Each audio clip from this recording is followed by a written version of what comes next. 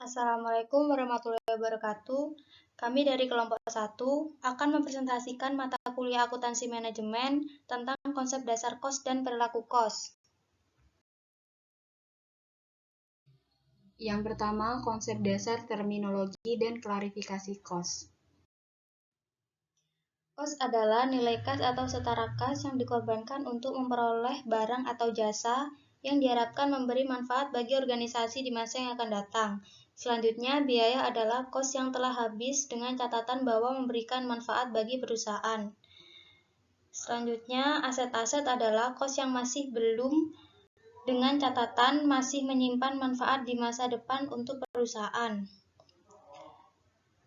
Rugi adalah aset yang diberikan ternyata tidak menghasilkan manfaat apapun. Ia tidak dapat digolongkan baik sebagai kos maupun biaya. Adalah terminologi. Jadi terminologi spesifik itu berkaitan erat dengan cost adalah cost of goods sold. Istilah itu diterjemahkan sebagai harga pokok penjualan, sama halnya dengan cost of goods manufacture yang diterjemahkan sebagai harga pokok produksi. Klasifikasi kos dalam pandangan akuntansi manajemen antara lain, yang pertama, kos dipandang dari segi basis elemen produk. Yang kedua, kos dipandang dari segi fungsional dalam perusahaan. Yang ketiga, kos dipandang dari hubungan dengan objek kos. Yang keempat, kos dipandang dari segi waktu atau periode pembebanan. Yang kelima, kos dipandang dari segi perilakunya. Yang keenam, kos dipandang dari keterkendalian. Yang ketujuh, kos dipandang dari segi tujuan perencanaan, pengendalian, dan pengambilan keputusan. Kedelapan, kos dipandang dari segi karakteristik kos dihubungkan dengan keluarannya. Yang sembilan, kos dipandang dari segi tujuan manajemen.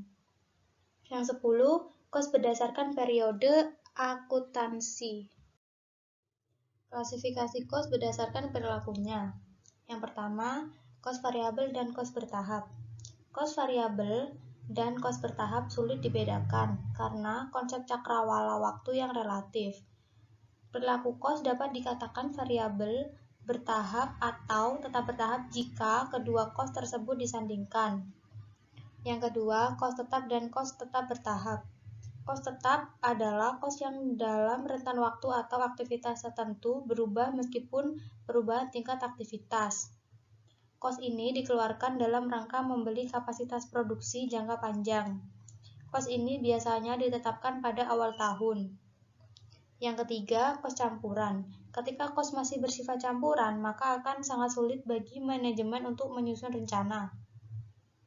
Hal ini terjadi karena belum diketahui dengan jelas berapa besarnya kos yang akan berubah dan besarnya kos yang tidak berubah pada saat terjadi perubahan aktivitas.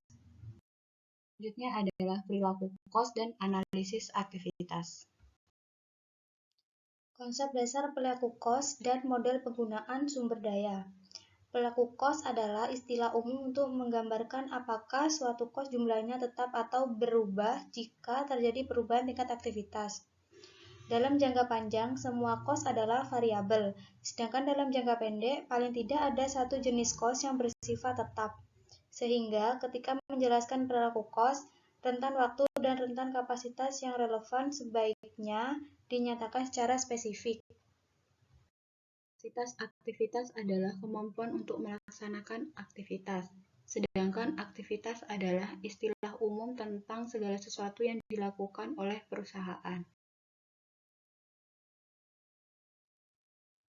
Aktivitas, penggunaan sumber daya, dan perilaku kos. Sumber daya adalah elemen-elemen ekonomi yang dikonsumsi pada saat pelaksanaan aktivitas. Besar kecilnya kos tergantung pada besar kecilnya sumber daya yang dikonsumsi.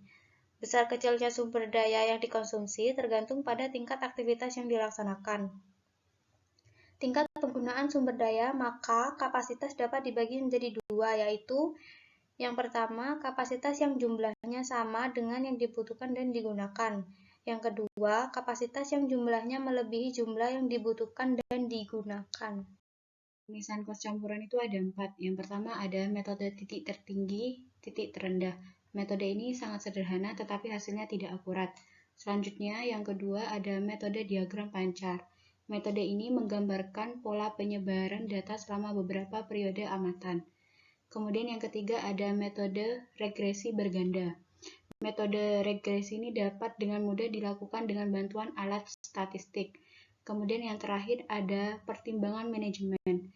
Metode pertimbangan manajemen umumnya digunakan ketika kos campuran memiliki proporsi presentase yang rendah dibandingkan total keseluruhan kos. Mungkin cuma itu saja penjelasan dari kelompok kami. Kurang lebihnya mohon maaf. Wassalamualaikum warahmatullahi wabarakatuh.